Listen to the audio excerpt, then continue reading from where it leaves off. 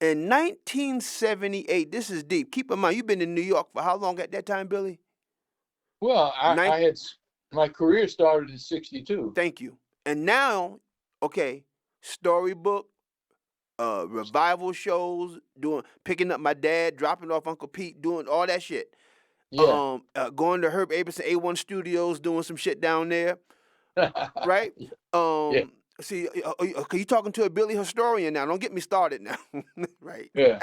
Okay, I ain't got no computer. All I got is memory. There's nothing in front of me. I got flashback. Um, Mm. 78. Now, check this out. You're leaving New York. Now you're going to California. Yeah. Are you ready for this trip?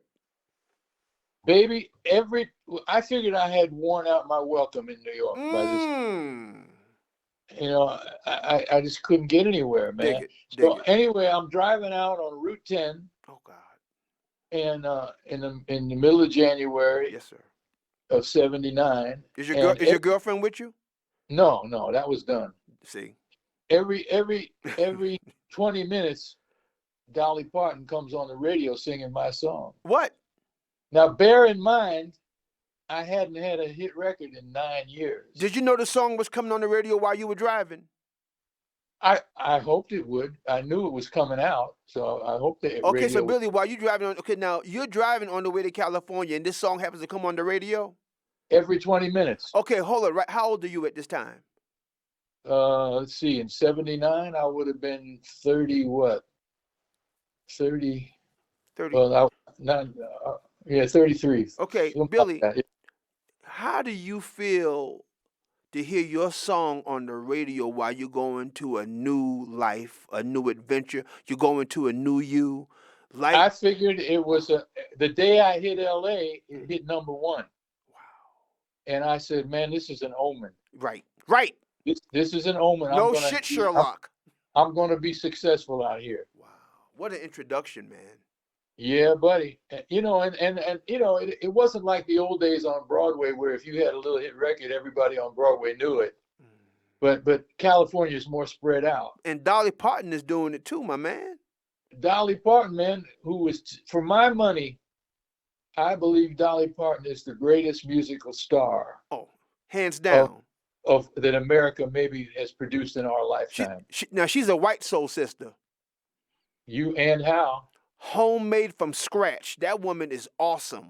She Down home from the down fucking home collard Mountain. green grits. I mean, she just happens to be beautiful, but she's uncut, man. She's a white soul, and she's business. She don't play. I mean, she's a W woman.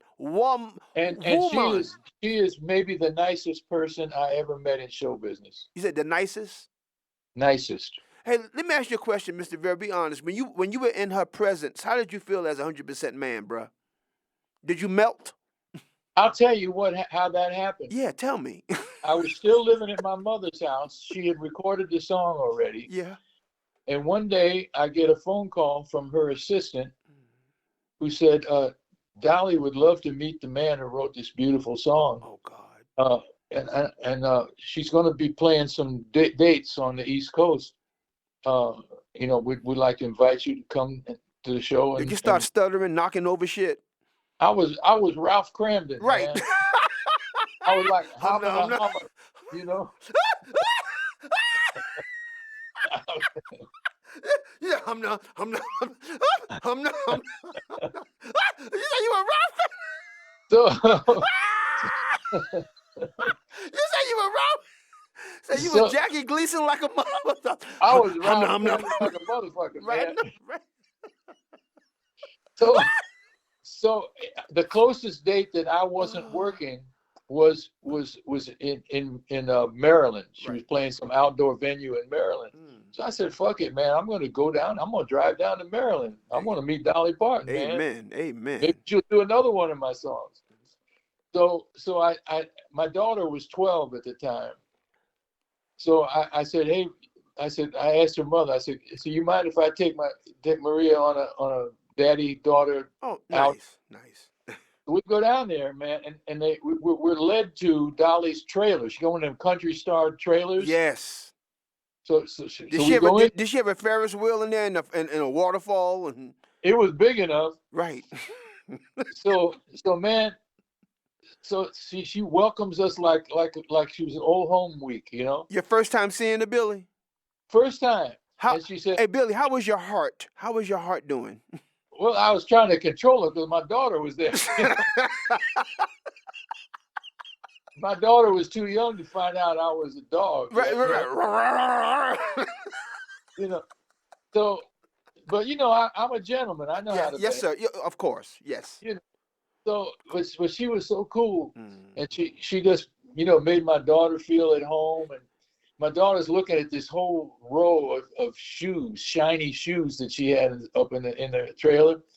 And Dolly says, "You looking at my shoes, huh, honey?" My daughter nodded her little head, and she says, you know what I paid for them shoes? She says, I went to the Goodwill and I bought them for $6 a pair.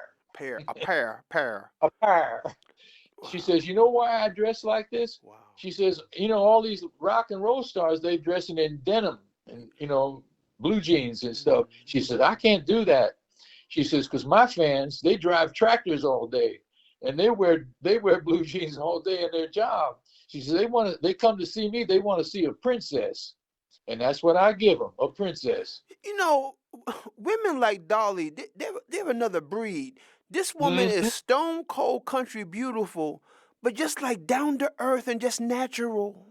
As down to earth as you ever want to I be. mean, just homemade from scratch. Just a nice person. She ain't trip. She ain't trip. She knows she fine. Okay, and guess what? What else? She know that already. It's She know like that. she's beyond that. She's on some. She's on another level. She is, because I heard about her too. I heard she's like a beautiful person, man. She is the most beautiful person. I'm telling you. Another time, a couple of years later, I'm out here and I'm doing a small part in a movie, and it was a biopic about. You remember the duo, the Judds, Of Mama course, Judd? you were Billy, 1996. You were in there. You were on the tour bus. Yeah, yeah. You talking to a Billy historian, sir? Damn. Well, all right. So, but your fans don't know, so I got to tell it. Yes, sir. Yes, sir. So, so anyway, Dolly had a 1 day little job on the same movie where she And you had an acting part, Mr. Vera. yeah, well, that's what I do. I'll tell you about that later, but how that came to be later. But anyway, Dolly was there for 1 day. There was a scene where the Judds get a country music award, and Dolly is the presenter. So meanwhile, the actress that's playing Mama Judd was one of those pretentious bitches, you know. So we're standing backstage while they're waiting to set up the lights and stuff. And I said, boy, can you imagine how many people in this theater tonight are going to go home and say, honey, I saw Dolly Parton today. It was the greatest day of my life. And so this actress, she says, oh, yes, well, Dolly has the exteriors, but I prefer to move to work from the inside out. All that actor bullshit, right?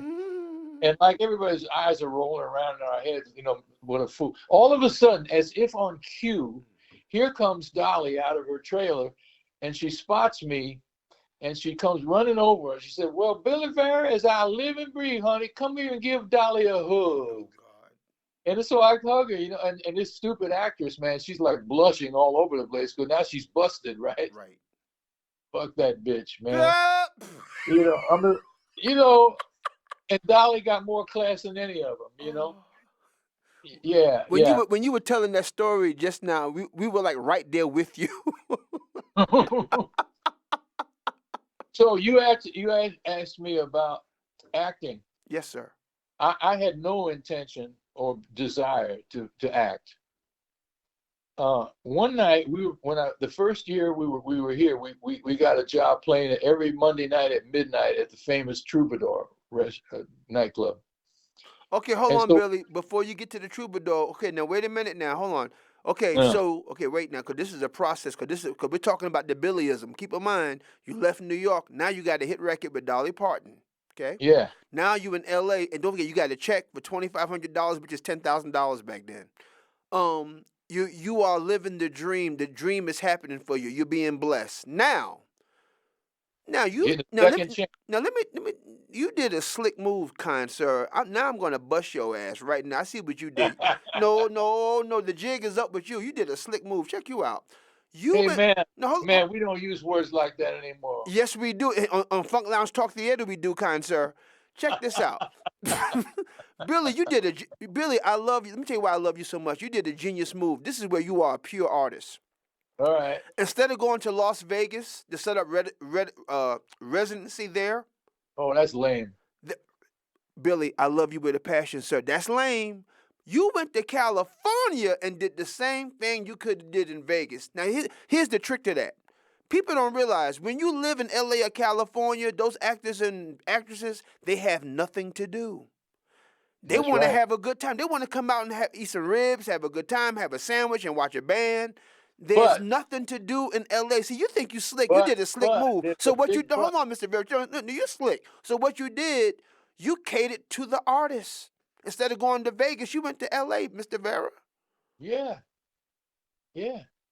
But don't forget, those people got to be on the set at 5 o'clock in the morning, so they don't pick out all. Mm.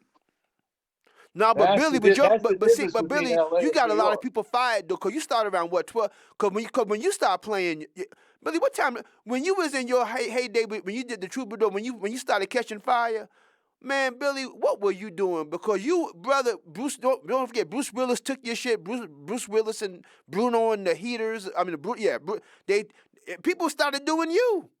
Well, that with Bruce, that was a conscious effort. Right, but I hold on. But let me say this because I'm getting carried away. My fault. Okay, wait a minute. So now you're in L.A. Now you decide. Now what you? Okay, Billy, you in L.A. You got a hit record. It's not yours. You're a writer. What's making you gonna now? You're gonna get a band together. What's your intent on getting the band? You want to meet girls? What? Okay, what's going on with you? to meet girls. There you Yeah, go. absolutely. Okay. That was it. But because I figured I'm 35 years old, whatever I was, I'm too old to be a rock and roll star. So I'm just gonna play my music, get some pussy and write some songs. Nice.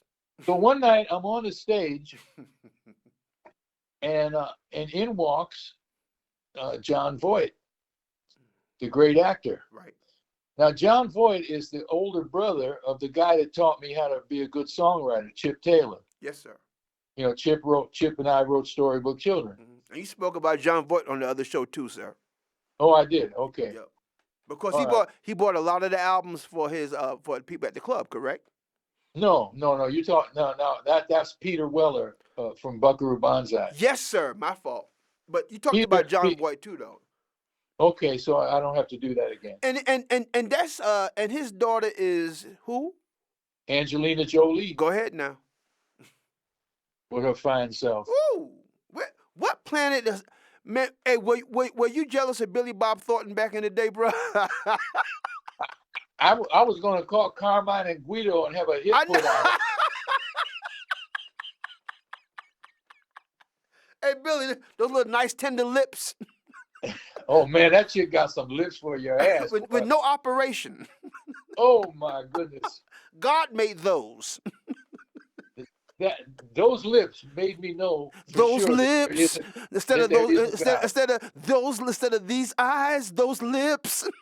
Only a God could have created lips like Angelina Jolie. You got that right. That's right, man. Oh Lordy, Lord. Billy having a flashback as we speak. I never got to that. Actresses were not that difficult to bed. Oh, of course, Billy, music and you. Come on, bruh. Oh, and I'm gonna bust you again. You think you? Oh, I'm gonna get you again. When you written that beautiful song at this moment, Yeah. did you have an Apollo flashback? Cause that's an Apollo song. Well, That's the a more hey, I, that's a Billy Vera black shirt red. That's a Billy Vera red suit black shirt song. well, that there's something to be said about that because, I had never done the at this moment in person until the Troubadour, and then we started doing it, and people responded to it, and and so the ending, I milked the ending like you would do at the Apollo. You Yes, know, yes, sir. you got to milk it sometimes. That's an And Apollo song, Billy. yeah, you're right about Billy, that. that song. When don't forget, I'm a black guy, and I came up on Billy. So when you did that song, I thought about Red Velvet and Sweet Potato Pie at the Apollo. Goddamn. Yeah. Well, you know where where at the in that song where it goes into the bridge and it Yes. goes down, down, down, down there. Yeah, yeah, yeah. You know where I stole that? Where? James Brown. Go ahead. From that he had a song called I Don't Mind. You remember that one? No, I but Don't Mind. And no. it starts out don Don't. don don don. I don't mind. You know, Oh. That's had to be like what 58, 1958 kind of. somewhere in there, yeah. Yeah. Okay. Got it. But I had, I to Don't. me, Don't. I had every James Brown record, and the reason why is because, and I thought about this years later. To me, he was always 5 years ahead of everybody Yes, else. he was, kind sir. Yes, he was. 5 years, Yes, sir. because as a historian, Wow. you know that you got to understand the impact of anything, any work of art, of whether it's a painting or a movie or a book or a song. Go ahead, Billy. You have to judge it within the same time frame as what was going on around it at that time. Go ahead. You know what I'm saying? Yes, sir. So you don't judge James Brown by himself or anybody else, Isaac Hayes, whoever. You don't judge him by himself. You have to judge him in the context of what music was going on around this man at that time to fully judge his impact of that artist. Billy, you know what? Billy, thank you for coming to Funk Lounge Talk Theater, man, because oh, Billy, you made, God, man, oh, boy. You like church for me. You're better than a Sunday, brother. Sunday can't touch you. I'm serious, man. Man, Because this is my church right here. Because you speak the truth. That's why I call you the music Bible, because you were there. And you one of those people, if you want, and see, one thing about black people, they don't like other cultures talking about their stuff. But you can do it, though, because you are a brother. That's why I say you're the first one of your kind. You can talk about black stuff, and people can't get mad at you because you were there, and plus, you are in it. You and plus not you're born with it. See, when you're born with it, and you can't help who you are. You no, just one can't. One cannot. yeah, no, you can't. You are what you are, man. Um, Hey, man, you remember the cartoon Popeye? yeah. I am what I am, I and am what that's I all am. what I am. I'm Popeye the Sailor Man. Boop, Boop, boop. boop. Right. Oh God, Billy, you know Well, you. you know what those old timers told us at the Apollo back in those days, Mm. because a lot of those old timers would hang around backstage, because they got nothing else to do. They got no gigs. Right. But anyway, they always said, if you ain't different, you ain't shit. Mm. Mm. Those were words to live by, my brother. But man, let me tell you, when you did at this, I said he did. That's the. Don't forget, I'm an audience member. I said that's the Apollo. Cause that. See, for me to hear what now you may not think that, but I heard that. That's what I heard because you showed your blackness with that song. Cause no white guy can do that kind of shit unless they from London. You want to hear the best thing I ever did that was most Apollo? You go on YouTube and don't forget, motherfucker, because Mm. I'm gonna ask you. Okay. So you gonna test me I, out? I want you to go to YouTube and type in Billy Vera, Drown in My Own Uh Tears. oh. Okay. What And year? I What year, Billy? defy, What year? I don't, it doesn't matter. Oh, I think, it's around 1982. okay. Solid. I got you, bro. I'm on stage. You Dig see, it. and I'm wearing a beige suit with a black shirt. I'm gonna make sure. I'm gonna have Brian from Mousetrap, cause Tell it- Brian is a fan of yours too. So I'm gonna make sure he watches it too.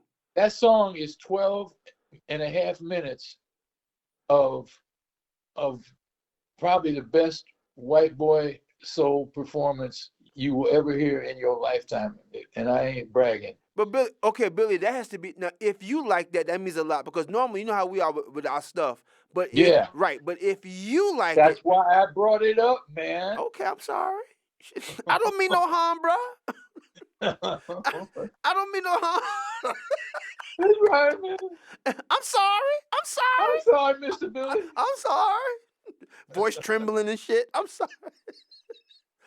You know, Drowning. you know what I did the other night, Uh, man? uh. You're gonna laugh. Only you would get this. Yes, sir.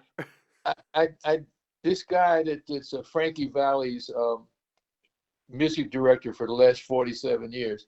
Every year he puts on a Christmas thing at his church. He calls it Jamming for Jesus. Mm. And he has different people come performers, and he asked me. It's the second year he asked me. So I go up in there and I sing my little song for the church people. And one of the guys on the show was this black guy, blind, who worked for Ray Charles. Yes, sir. And his name was, what's his name? Ellis Hall. I had never heard of him, but a very talented guy. And so we were talking before he went up to rehearse. And he comes back off, says, you know, he had a boy with him to lead him back to the seat. And so he comes and he sits down next to me. And I said to him, damn, Ellis, I said, you pretty good for a white dude. And he's black, you know. And so he started to laugh. Yeah. He laughed. He said he thought it was a funny thing he ever heard. Right. And he had this white boy leading him around, you know. Uh-huh. And the white kid, he says, I can't believe he said that. I can't believe he said that. Billy's twisted. And Ellis, he said when he said that, that's when I knew he was a brother. Right. Right. It's a code. It's a code. It's a code. He caught the code. Because white people are afraid to say shit to black people. Always. They're all nervous and shit. They can say it at home, but not outside in public. Yeah, man. You know, so they get all nervous. My attitude is, I don't care who the fuck you are, man. Billy said, "I'm saying this shit." See, Billy, that's what this say. You real, Billy? You are real. You know, because you know, man. If I think it's funny, you should think it's funny, right? Unless you're an asshole, right? Right. You know what I mean? Well, put it this way: I came up on Don Rickles, so that gives you an idea who I am. There you go. Shecky Green and all that. What a nice man Rickles was. Oh, man, quiet and nice. I did a talk show with him one afternoon, and man, he was full on Rickles, man, when the camera was on. Yes, sir. And then in between, when the commercial came on, he was like Mr. Nice Guy, you know. He's a beautiful human being, right? Beautiful human being. Beautiful. Yeah. Until. Yeah.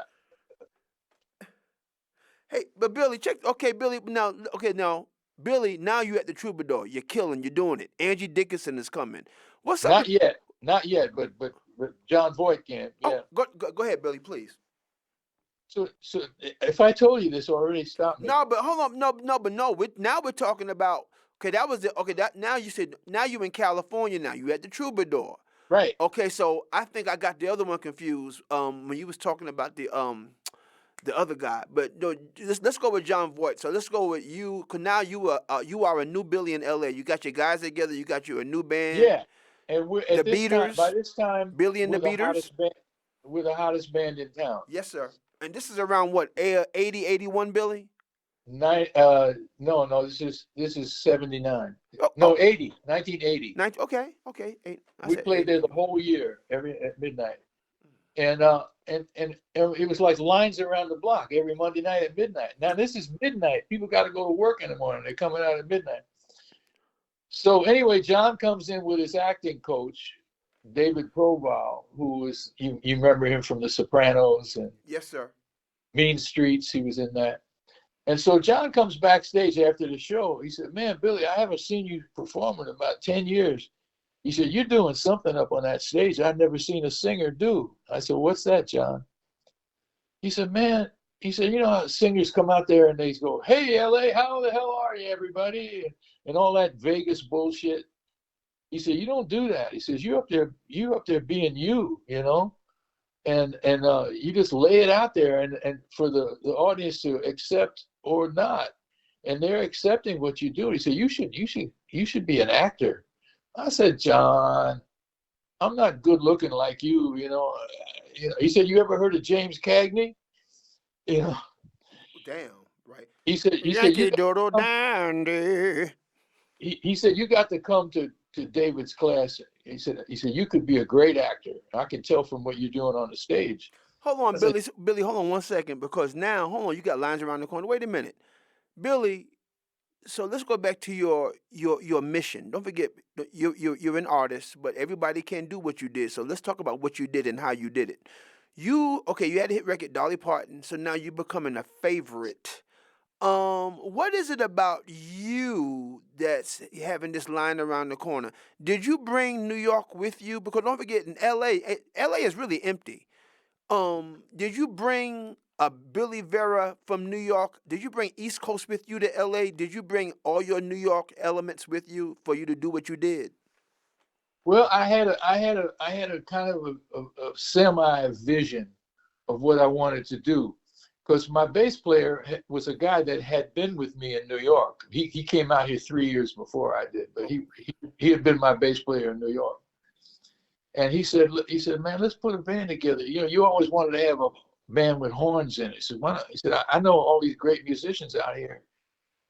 So I said, "Well, you know," so he found me these guys, four saxophones, oh God. you know, and my hero was Ray Charles, you know, with Yes. his Yes. little band. Oh God. And Damn, and, Billy. but I had to school these guys because they were all of them were about 3 years younger than me. And 3 years is a big difference in music. So they grew up playing music out of stacks, you know, Sam and Dave and Otis Redding, all that kind of shit. But that's music that starts off at one level of volume and stays there.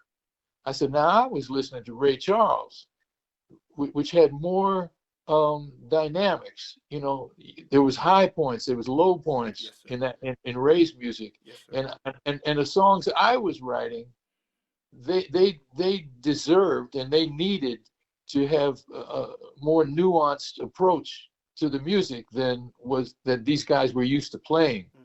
So I had to school them, you see, and it took me a while to get them to play the way I wanted them to play. But when they got it, they got it. And then because we started becoming popular, then all these other bands started up with horns Right. out here. Right. But they were no beaters, those No. guys. And they They didn't have they, They they didn't could have Billy play. either. They didn't have Billy. Well, that's it. They could play, but they didn't have direction. Yeah. They needed they needed me for direction, the beaters, to direct them into playing the music the way I wanted it played. And so when they finally got it, man, that put us head and shoulders above every other band in town. You know, you and Prince have a lot in common. I compare you to Prince, and Hmm. what I mean by that Well, is, I'm taller than him. yeah. Oh God, that's a shame. He's the size of Gary Coleman. Bless his heart. Yeah. Um, and that's with heels. Um, Uncle Billy, you boy, you You know, Prince stole a song from a girlfriend of mine. really well. He was deep. He was deep. Yeah.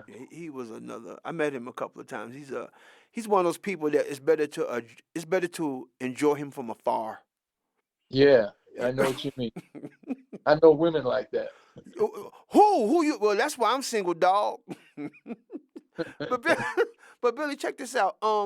Okay, so you're kicking it at the club. You're doing your thing. When did you meet Angie Dickinson? That was Policewoman, I met her on part of the female Rat Pack. I I met her on Johnny Carson. Really? She was a guest that night. Did she Yeah. did she have beautiful mesmerize?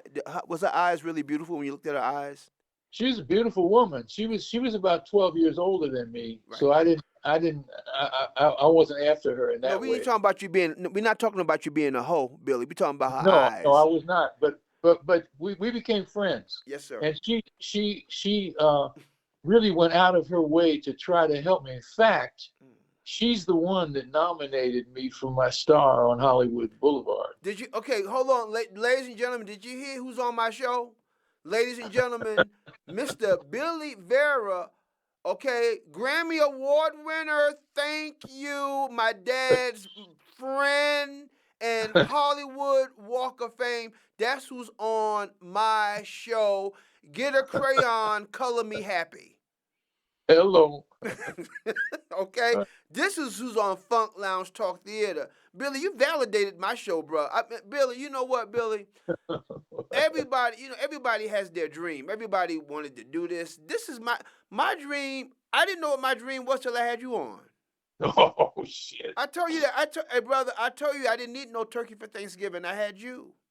I told you that on the other damn show, Mr. Vera. You Because, did, you did, man, you did. because it's just, okay. Another reason why I love you too, man. I listened to your show on KSDS Jazz 88.3 FM San Diego. The Yeah. Saturday night fish fry. Billy, I'm tired of falling in love with you. When I listened to your show Saturday, you're deep into like the 40s and 50s, and when you DJ, you sound like the DJ from the time. You sound like the actual DJ. You sound like a old fashioned Jocko, oop papa doo. I'm back on the scene like a wrecking machine type dude. That's interesting. I guess what it is that the music puts me in that time frame, in that place. Cause You know you what I mean? sound just like them jocks, Billy. Wow. It's like you know what? Interesting. And then what's so deep? You turn into your dad. Oh man, I could never No, I could never shine his shoes, man, no, when it man, comes to that. but still, don't forget, you still Bill's son though. Yeah. And then and it's still announcing in radio. That's what I'm saying. You, like I said, with you and Prince, you are your own theater. You and Prince have so much in common because Prince is his own theater. He acts, Mm. he sings, he does this, he does that.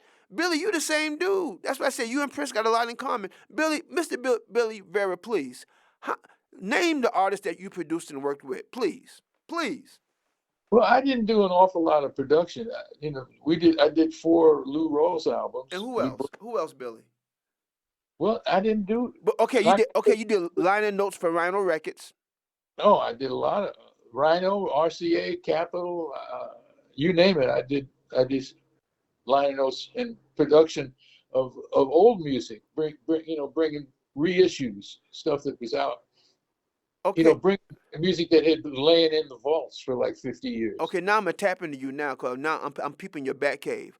How many 78s and 45s and albums is in your vicinity? Uh, I don't have any 78s because they're too heavy, Mm, but I have 45s and CDs me too. and LPs. Cassettes. I got But all that.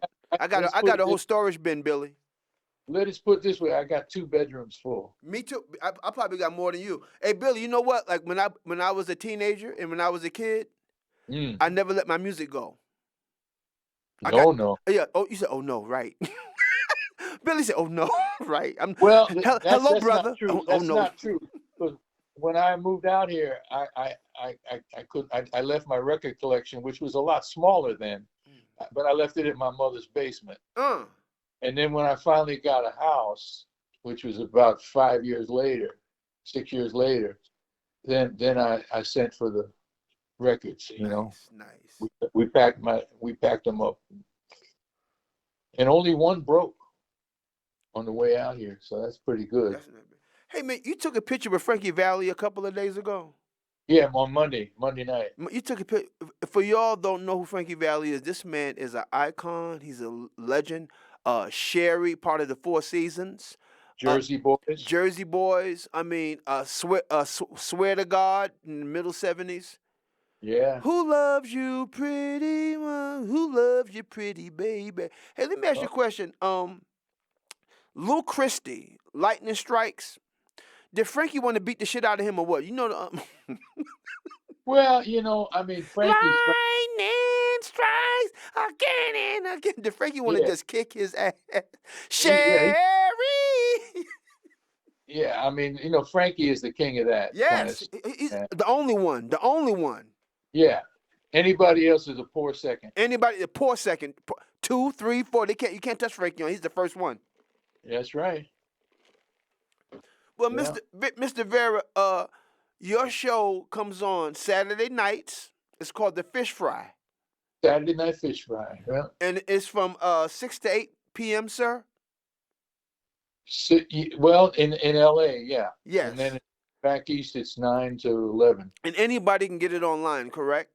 That's right. jazz88.org/SNFF. And for all you youngins that want to know about history and music, and if okay, now you're hearing this beautiful man on my show, Funk Lounge Talk Theater. If you like, now you hear his words, but if you want, you hear his words and his knowledge and everything and how we're kicking it. But if you want to hear his musical repertoire and his tastes, please listen to this man on Saturdays, man. The way The Saturday I Night Fish Fry. the way I describe the show is this, because they asked me if I wanted to do a jump blues show with that's like Louis Jordan and people like that. Mm-hmm. I said, well, as much as I love that music, I said it's not the whole picture. I want to present the full picture of black music at that time in the Yes, sir. 40s. And I said, imagine this. Imagine you and I walk into a black restaurant or a black bar in 1949. Mm. And what's on the jukebox? It won't be just, funky R&B. On the same jukebox, you got jazz, you got Charlie Parker, you got Lester Young, you got Dinah Washington, Billie Holiday, you even got Billy Eckstine, Arthur Price. You got all this plus the blues, because black people don't just listen to one thing. No. And so I wanted to present Thank you, Billy. that environment. Thank you, Billy. Thank to you. the listener. Thank you. Thank you for saying that. Because they got us all wrong. Because that's Well, why yeah. that's why I shock people. Like, well, put it this way: by me being the black guy out here in Denver, Colorado, I've been out here since 1998, and I've been to Utah, Montana. I go to places that no black man has boldly gone before. And who could blame you? Right. But right. I know that's right. Hello. But what's so deep though, man? I know music. I talk about Soundgarden, Linkin Park, the Spin Yeah. Doctors, Conway Twitty, George Jones, Chet Atkins. It depends where I'm at, man. I can go there. Like I said, Perry Como. I mean, Frankie Lane, for crying out loud. Yeah. Talk right. about the Joe Franklin Show, Channel 9, WPIX. Oh, I love Joe Franklin. Let's go down memory lane. Hey, man, let me tell you about the first time I went on Joe Franklin. Oh, you was on Joe Franklin too? Yeah, dude. He had this little funky studio down there in Times Square. Yeah. And so I was with Atlantic Records at the time, Yeah. and they sent me. I was promoting my album, and so they sent me down there. So I said, "What time is the show?" He said, "Well, it goes on at 11 in the morning." And I said, "Well, I guess I should get there about 9:30." He said, "No, man, Joe don't show up until 5 minutes before the show." Dig it. I said, Dig "My it. God." Dig it. So anyway, Joe shows up. He's wearing a rumpled up old suit. Yes. And he changed from one rumpled up suit to another one. Looking like Columbo and shit. Exactly. Exactly. He dabs on his own makeup, right? And then we go on. Now, the same day I'm on there's these 4 British dudes that are on the show the same day. Now, because of the union, you're not allowed to lip sync or sing your song. They can play your record, but they can't show you singing along with it, right? Wow. So while they're playing your record, then the camera's looking at Joe. He's looking at you. I remember that. That's right. While the record is playing. He's looking at your pictures. So while that's going on, when this English band is on, Yeah. I said to the guy, man, it sounds like you all been listening to Elmore James. Oh, you know Elmore, do you? You know Elmore James. Have you ever met him? Wow. Now there's 6 people in New York. New York is not a blues town. No. So there's like 6 people in New York, black, white, or Chinese, that ever heard of Elmore James. But I love me some Elmore James. Of course you do. Right. And so these British guys love Elmore James too. Mm-hmm. So Joe Franklin, he says, when we come back from commercial, talk about that. Talk about. So here we are, man. Me and four British dudes talking about fucking Elmore James Nice, in New York City. nice, nice. You know. And that's good for Joe to pick that up. Oh, Joe. The good thing about it, he knew more about pre-World War II show business than He, anybody he's a alive. he's a vaudevillian. Yeah, Joe is a vaudevillian. I love Joe Franklin. Ooh, me, bro. I'm that dude, bro. Yeah, Mr. Vera, it has been an honor for you to come on Funk Lounge Talk Theater Part 3, man. This has been really great, and I hope to have you on next year. I hope, you know what, maybe if you want to come back on in February, we can mix it up, my man. whatever you want, man. You know, cause man, you are a Funk Lounge Talk Theater treat, man. Well, thank you. I enjoyed being here with you always. Well, Billy, man, let me tell you, man, whatever you got going on, let me know what's ever happened. And again, people, please listen to this wonderful man on the radio show. It's called the Saturday Night Fish Fry, KSDS Jazz, San Diego, 88.3 FM on Saturdays. From Thank you six, for the plug. oh, definitely, man. Like I said, if you want to hear more of history, listen to this man. And man, there was a song James Brown made back in 1967. It was called "There Was a Time."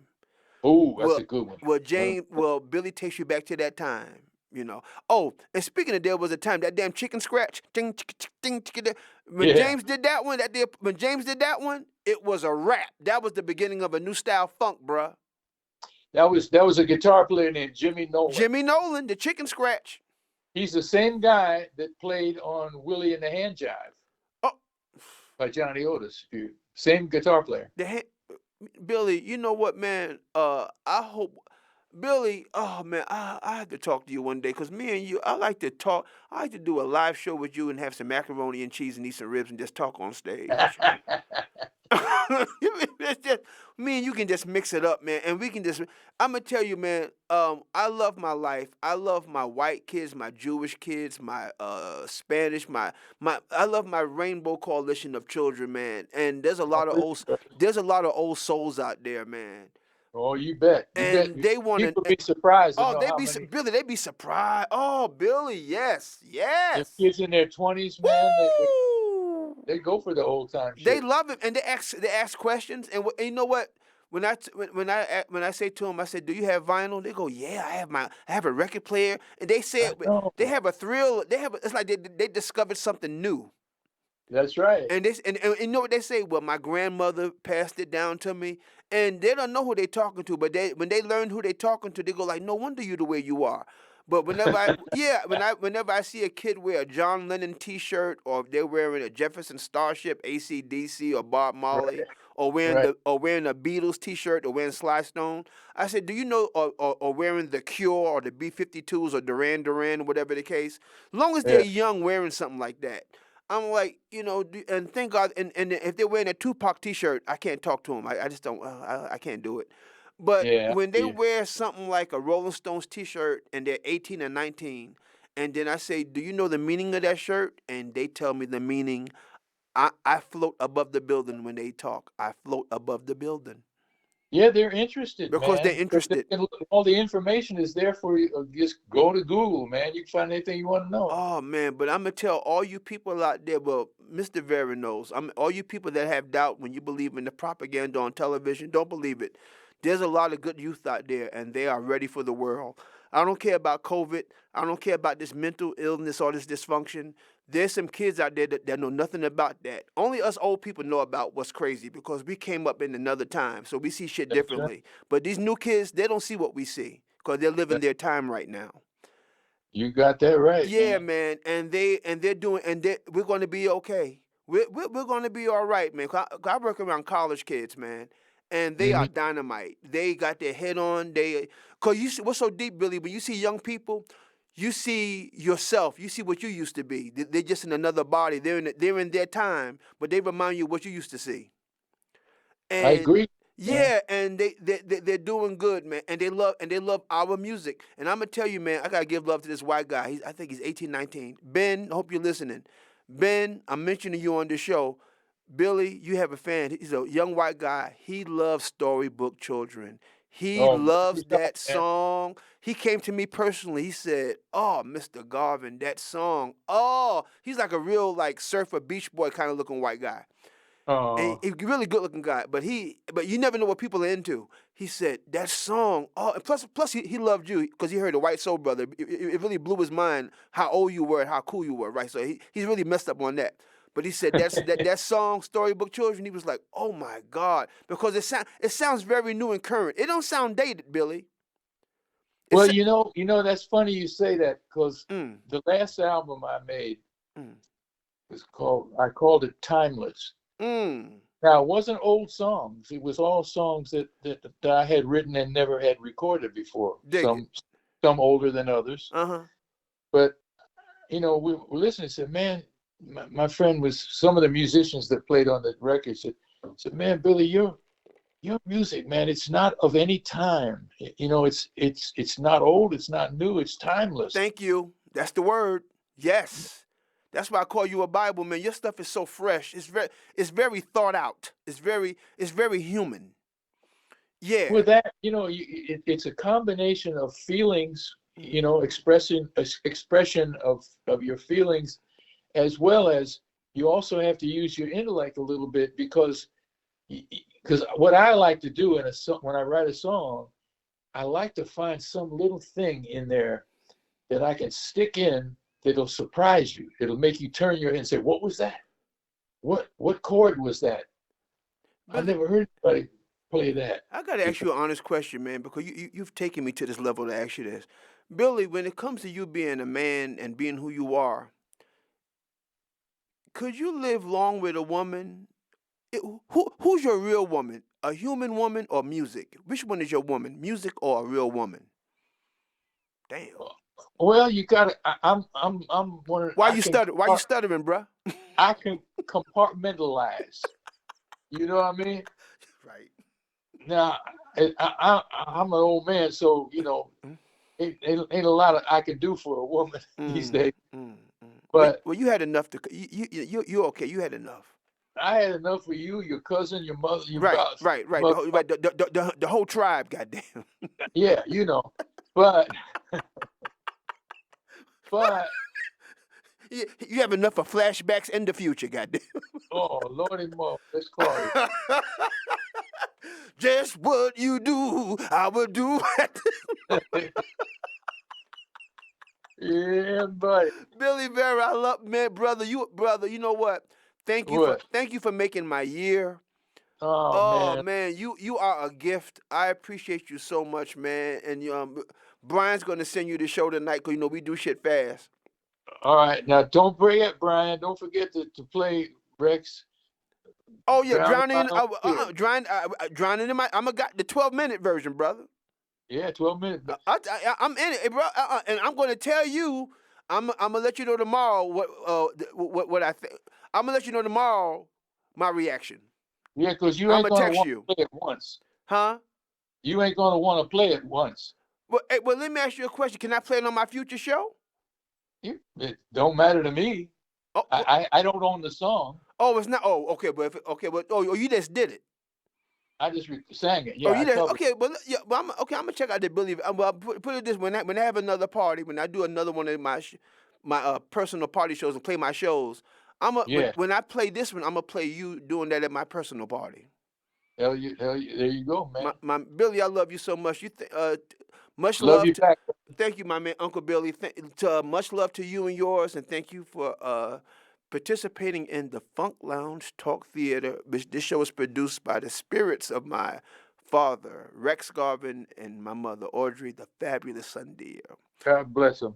Back at you, Billy. Love you so much, man. You be cool and have a beautiful one. And God bless you and thank you. And Uncle Billy, I love you. Your chocolate nephew loves some Billy Vera. And as my friend Paul Gayton used to say, see you a while ago. Peace out, bruh.